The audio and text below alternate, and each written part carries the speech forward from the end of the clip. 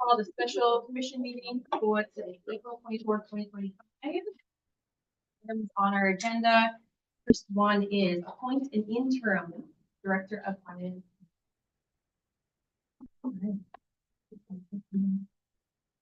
Madam Chair, members of the commission, I can talk to that. As you all know, we're losing Ms. Nelson, and we're all happy for her. But with the timing, there's going to be transition and going into the budget process. And so staff is recommending the commission appoint an interim director of finance and tax to help navigate the budget process and other duties and items that need to keep moving forward from the finance and tax office. Staff are recommending that Grand Forks County Senior Accountant Colleen Morstead fill that interim role until a permanent replacement is found. Morstead's been with the county for 19 years now and has a lot of experience working with Ms. Nelson and the budget process. Ms. Steele and I did discuss this with Ms. Morstead, and she is willing to serve in that capacity. But she made it a very clear point, tell me not permanently, just to fill the gap. So in visiting with Ms. Morstead and Ms. Steele, Ms. Morstead would work with Ms. Nelson as they begin transitioning and as Ms. Nelson starts to wrap things up. Ensure continuance of daily operations with staff oversight. POC lead the county through the budget process. Oversee the Brady Martz audit. Attend commission meetings. Agreed with Ms. Morstead. She can continue with a high-end work schedule, and then move her salary to a grade 22 step 3 while she's filling in this role. So I'm recommending appointing Colleen as interim director of finance and tax at a grade 22 step 3 to be effective immediately so she can start working with Debbie and getting with a great deal of gratitude towards Colleen. I'm happy to make that motion. Second. All right. The first and second, any further discussion? All those in favor of the motion, please say aye. Aye. Opposed? Motion passed unanimously. Yes, we are greatly appreciative for you to take on that role for the time being. All right. Commissioner Bob Ross resignation and board vacancy, not the topic that we want to discuss. All right. So do you want to go over what we talked about yesterday really quick? Yes, ma'am, I can certainly do so. In talking with the chair and with the resignation of Commissioner Ross, the board needs to appoint someone rather quickly, someone that would be a suitable successor, someone that can perform the duties and the responsibilities of filling out Commissioner Ross' term. What the chair and I discussed was we'll get a call for applications to the Herald. That'll appear next week. And then for those who are interested in applying for the opportunity, have the applications due May 1st. And then give the commission some time to review. So those applications, if you will, they are to either write a letter and mail it to my office, or they can email myself and Chair Hagan, is stating that they want to be considered, why they're interested, do they have the time and capacity to fulfill the duty, and then tell the commission exactly what interests them and how they want to contribute. So as those come in, send those out to the commission, and at some point, Chair Hagan would want to call a special meeting to interview those who the commission are interested in. When did you say you were going to put something in the Herald, right? When was that? It'll appear next Wednesday, sir. Unfortunately, it's the weekend deadline. If you don't put it in the 30th, I don't think you can cut the applications off on the 1st. That 30 doesn't give anyone any. I'm sorry. We're gonna also put it on our website all over. I don't make sure that, Yeah. yeah, they got a time. More than just put it in. Is there a problem if you went through the 2nd? Because that's just one more day. That's the Friday. That way give them a full week. No, that's fair. Okay. That's very fair. I just want to make sure everybody has time that would want to apply. And then from there, after those come in, then at some point then you Then set we're a gonna meeting. call a special, I just wanted to get the application. Right, yeah. in, Get everybody a couple days to review, talk, Right. talk about it, then interview, and then at the next commission meeting, we would make our decision. So again, we all have time to digest who's applied, ask questions if needed. And is there, that's all done that would all be done publicly, the debate? I believe so. I just wanna make sure. Quorum. Commissioner Bierke, members of the board, that's correct. Any discussion about the applicants would need to be in a publicly noticed meeting. I just want to make sure that we're doing everything by the, I know we would, but I just want to make Yeah, I sure. would Okay. assume that we would do interviews in a public meeting, and I'm hoping between that time and the next commission meeting, we would do the final decision on the 20th. Okay, so if we get, let's just say we get 10, hypothetical. Are we gonna ourselves maybe put in our top 3, and if they match or whatever, or are we gonna just, if you apply, you get an interview? What's the I would process there? assume that if you apply, you get an interview, I feel like that would be the most fair. Okay, I Unless just wanna, hundreds see how of we're people doing. apply, but- right, I just wanna make sure I got the process down. Yeah. Okay, so if they apply, then we just set up a day Yeah. And for then we're interviews, waiting and to see how we have many a, right, people apply, just so it's like, do we need an hour special meeting, or do we need a 5-hour special okay, meeting? right, okay, So, okay. Hundreds, my wife is definitely gonna watch. yeah, the kids. yeah, probably gonna need grandma to come in. Okay, I just wanna make sure I have the process down. All right, thank you.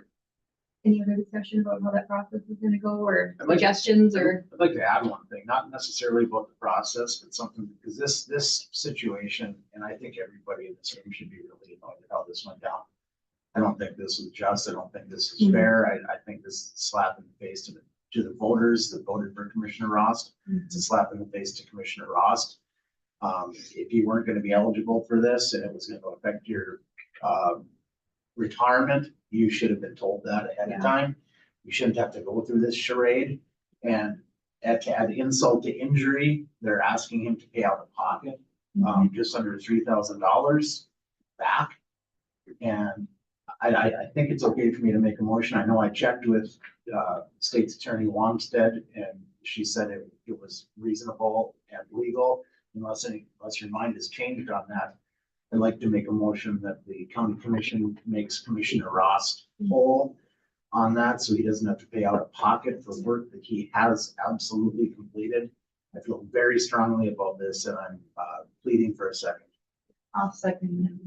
Right, movers and seconds, all those, Okay, any discussion? I guess I would like to just say, that I'm required to notify you that I have a direct and substantial conflict of interest in voting. Yeah, this sounds pretty clear. So I'm just like, Yeah. so thank you. I make a motion to remove Bob Ross, let him recuse himself from this item. Is that what you want? So I'll make that a part of my first motion if possible. I'll second that. Madam Chair, members of the commission, you probably want to say what dollar amount you're referring to I here. can't remember what it is. We have the dollar amount. Or the- The dollar amount is $20,086.98.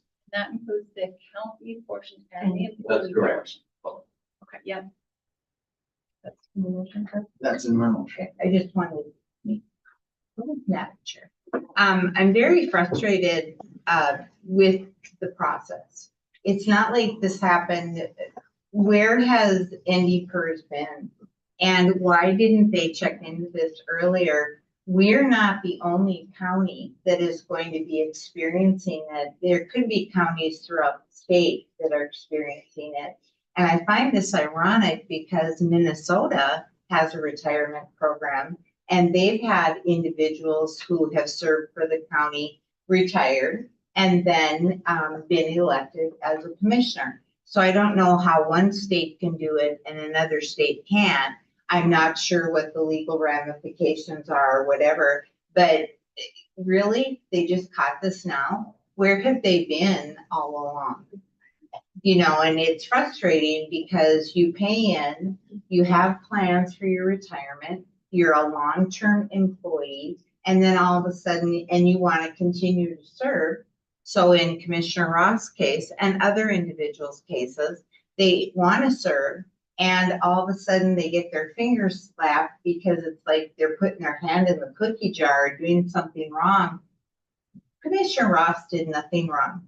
The case is the error is on the state, or the error is on ND PERS. ND PERS made the mistake. They want us to pay it back? Really? Maybe they should eat what they've required Commissioner Ross to pay back, because it wasn't Commissioner Ross' error, it was the error on ND PERS. And that's unfortunate, very unfortunate for the taxpayers in the state. I could not agree with your words anymore. I'm appalled by this whole Mhm. process. This is preposterous. Mhm. And, you know, smaller states like your North Dakotas, your Wyomings are gonna feel this if they in fact get audited too. In a state, you know, like your larger, your Californias, your New Yorks, these positions are way more politicized, probably much higher paying, and probably much more sought after. Whereas here, we're just people trying to give back to our community for a small stipend. And for them to consider that a salary that Commissioner Ross is receiving, that would interfere with his pension, is beyond ludicrous. Yeah, I have been just at a 10 on the 1 to 10 scale furious about this since, when he first mentioned it, I assumed he misunderstood. I can't believe this is a factual thing that's actually come to fruition. And so, I mean, I'm very heavy hearted over this, because this is not just or to anybody involved. The county, the taxpayers, the voters, Commissioner Ross especially, this is absolute nonsense. And that's why it's very important to me that we make him whole on the way out the door, and that there's no insult on top of his injury.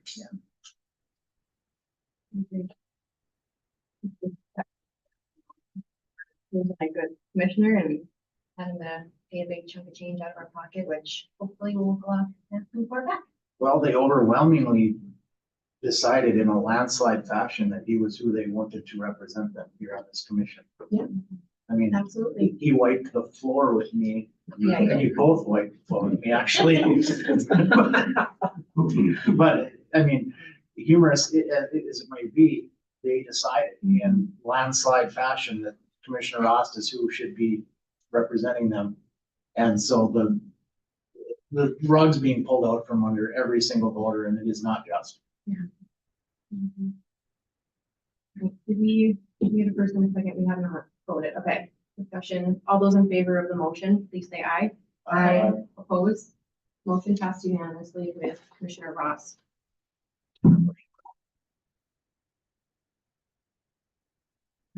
Last item, so the IRS code, I feel like we just discussed We this. took care of that, ma'am. Yeah, so is there any other items that I missed under these 3 topics?